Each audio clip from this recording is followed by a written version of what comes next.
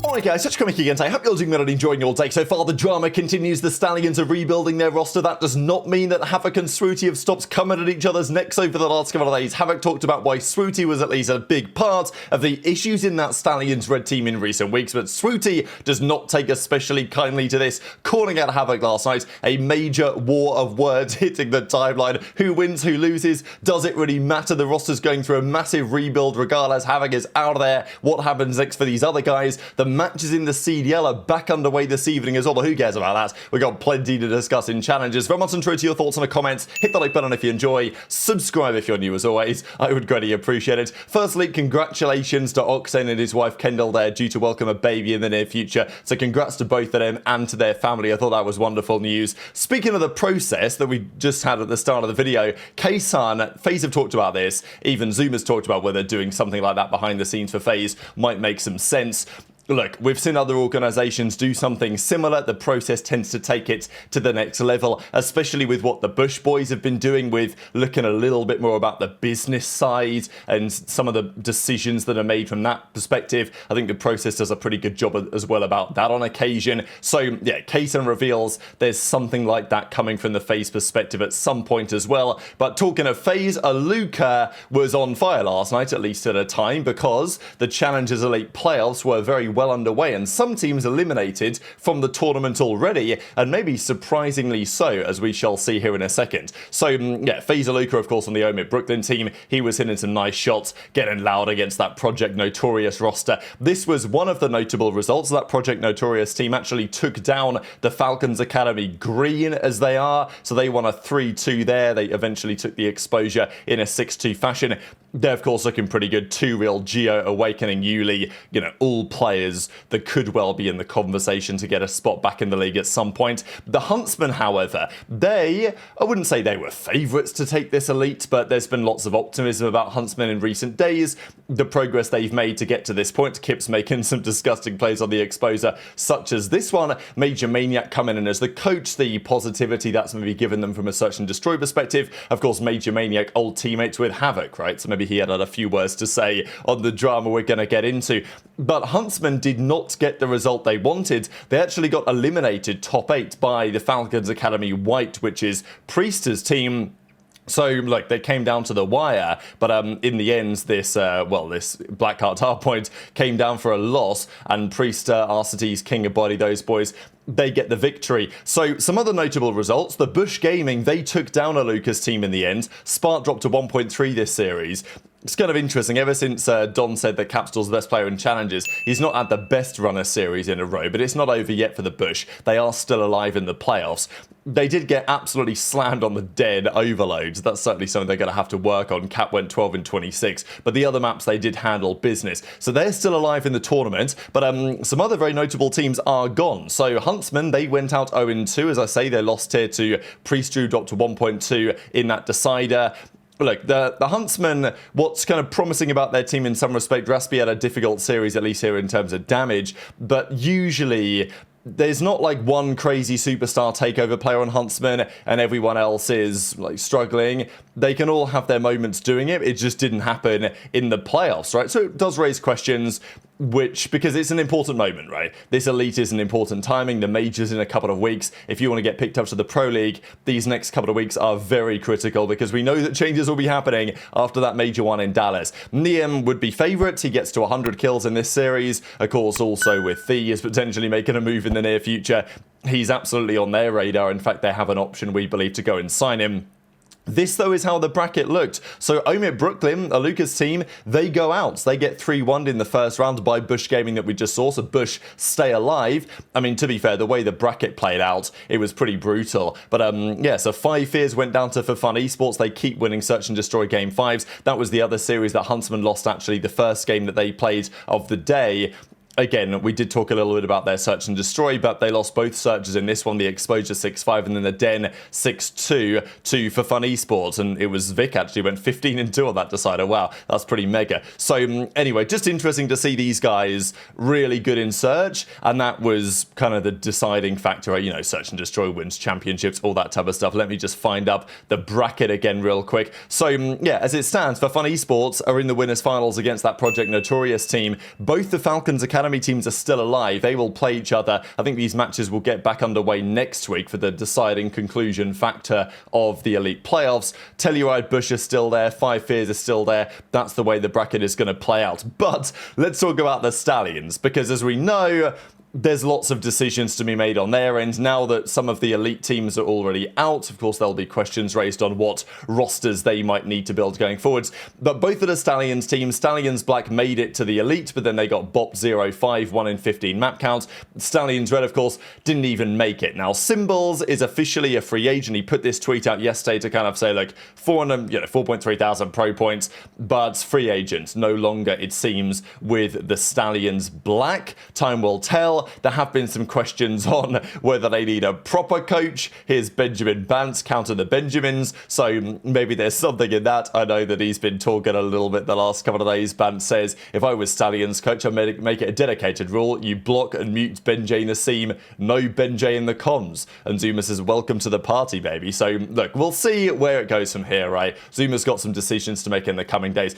What I will say about this roster is that as much as I would like to see Stallions succeed and do well and make progress and be a key talking point, the current setup they have, wow, it's entertaining, right? The players that ZooMaa signs, keeping Swooty on board, obviously bringing in Havok, wow, it's caused a lot of drama. I don't think intentionally, precisely, but I think and it just seems to be that way that whatever player ZooMaa picks up, things get pretty entertaining with the Stallions. But I definitely think he has a knack of picking players that tend to get involved in something to talk about, let's say. Anyway, you guys may remember yesterday, we talked about this clip from Havok where he said that Swooty is getting nervous before tournament games, he's got problems throwing up, effectively putting too much pressure on himself for these series. Simp actually said that during the Vanguard year, he was suffering with a similar thing during, before big tournaments and stuff. And look, it's obviously something that, as a competitor, you've got to learn how to get on top of. Simp's perspective was like, I understand it. It's happened to multiple great players in various different sports when the nerves can, go to this level at a time. But it shouldn't be happening for a pup cup, right? That was kind of Havok's point that, okay, yeah, sure, champs finals, right? Like, you can understand. But, and Swooty's world champion, a different game, for sure. So obviously he's able to get on top of it and still play his best. But, and that's kind of why Swooty was thinking, well, maybe it's a little bit unfair that Havok appears to be throwing me under the bus. But I think Havok's point effectively was that, look, things just change, right? Swooty's getting nervous, encourages playing different. We're not replicating our practice in these proper matches. That was the point that Havok was trying to make. But there's always two sides of the story, and it's got to be said that Havok has not always been the easiest teammate, right? Many of his former teammates have said, and that's not necessarily the worst thing, right? Havok's had a lot of success during his playing career. There's plenty of teammates, plenty of players from back in that era who were not easy to team with, right? I mean, we talked on the show the other day about what it was like with Slasher and Donnie 10 back in the day, right? And a number of other players from that type of era. They were not always best friends with everyone on the team. They would say some very harsh things to teammates if they felt like that was what was necessary to get their point across and get over the line. That did not always mean that they were the easiest people to play with, for sure. But some of them had success with that approach, some of them didn't. So, it's difficult to say what's right and wrong. And at the end of the day, Havok does come from a different era, right? Like, his real breakthrough was in Advanced Warfare. The game came out in 2014, 2015. We're talking over a decade ago that Havok's been around playing and competing in competitive COD. And, it's obviously achieved a lot during that time span as well as a player, certainly on Florida in the early part of the CDL. They had some great results online, Gen G towards the end of Black Ops 4, stuff like, well, not at the end of Black Ops 4 because they came top 32 in champs, but when they came seconds shortly before, I think it was in Miami or whatever. Anyway, Benjay says Swooty is also part of the problem, right? He says that Swooty, his ego is... It's kind of funny what Ben says here, because he's like, and I'll share the clips, but he says it's hard to say this without it sounding bad, and then goes on to say something which sounds kind of rough, but that's his opinion. Anyway, Ben says that Swooty needs to learn how to listen better to teammates. Then Havok and everyone just hits the stream. I mean, it was all absolute chaos yesterday. Havok then doubled down and said, look, Swooty's rolling out of bed, working up to scrims. That's not going to fly in my team. It's not going to be conducive to success. However, there was then the other point that said, well, actually, the Lqgend drama, we know really that Lqgend stepped away and was going to go back to France, but eventually didn't because he wasn't having a good time on the Stallions. That's now become increasingly clear, and he is now still playing and is still over there in the States. And it was confirmed that actually, no, it wasn't Lqgend being frustrated with Swooty, it was Lqgend being frustrated with the way that Havok was approaching things on the team. That was the argument. That's what Swooty went on to say as well, that saBeZy, as in Lqgend, left because of Colt Havok. So anyway, they have a massive argument. ZooMaa was watching it all unfold. I think Swooty is not open to new ideas and how to play. And I don't think that he... Oh my man, I don't know how to say this. Like, we're not coming off in a shitty way. I think Swoot doesn't know how to funnel his ego into a positive way for practice and getting better. Another thing that is just like a challenger thing, that if you're a challenger player listening right now, like, don't be that guy, bro. If you're waking up literally right before scrims, I don't give a fuck if you don't have to warm up, bro. Science backs this shit. Like, you literally need to be waking up, getting moving, get some sun, take a fucking shower to be able to play at your best and bring your best energy, bro. You can't be rolling out of bed into scrims. Like, you're just chalking like 4 maps and you only play 2 maps a day. You only play 2 unique maps a day. Like, for example, a Blackheart Hardpoint, you're only playing that twice a day, maybe 3 times. If you're chalking that, bro, like, first set every time you chalk day, it adds up. Your teammates are gonna know too, Cole. They're not idiots. Like, they're gonna know that you're not setting yourself up for success and them up for success.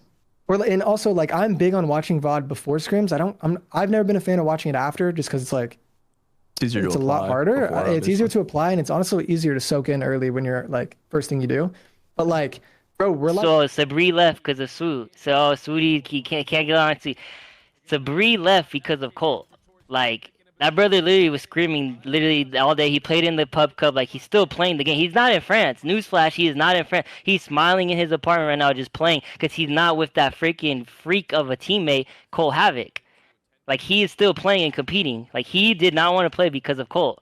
And I'm not in any position to sit here and put all that business out there, but just the fact that Colt literally is going out in public and talking shoot about me, it's just mind-boggling me.